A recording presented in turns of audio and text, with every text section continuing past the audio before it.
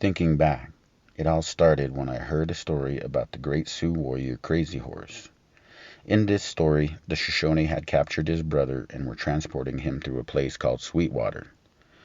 Crazy Horse jumped from a boulder and knocked his brother from his horse, quickly cutting his bind so they both could escape into the darkness, all before the Shoshone war party had time to react. Sweetwater is approximately 40 miles south of my family's allotted land on the Wind River Indian Reservation. I heard this story at the local community college, and it planted the seed of storytelling deep inside my soul. It gave me a sense of the Arapaho's place in the historical narrative of indigenous people. For me, as a research scientist, stories are the gold standard for narrative inquiry. I choose storytelling because of indigenous oral traditions, and I hope to use digital storytelling with Arapaho youth so they will not have to wait, like I did, to learn their history. I want us to pick from the trees of knowledge that still exist so we can make sense of our place in the world. I recently read in his dying words the Arapaho chief Sharpnose said, "Watch out for our children and yourselves.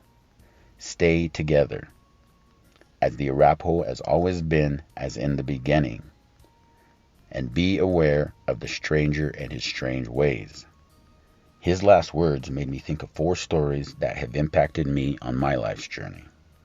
The first was about Chief Washakie pointing into the distance, but his shadow was pointing at the children standing in front of the teepee.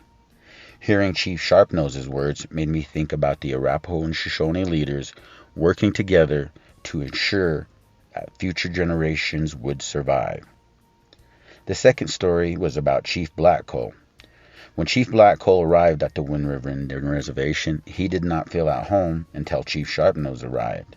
When I heard this story, it made me think of the importance of staying together as a people. And the third story is about how we were all created on the back of a turtle and how we must remain as such.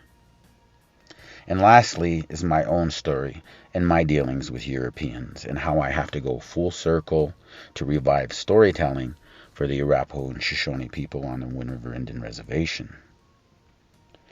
Today, I'm an associate research scientist for the University of Wyoming, completing my 12th year of food sovereignty work for the Arapaho people, and I know the power of our stories. I endured 14 years of higher education to learn the history of my own people. I give the results of all my work and research about Arapaho history back to my people. Together, we planted the seeds to grow food, and together we will nurture our stories to grow resilience. We will build our historical narratives on the voice of our ancestors.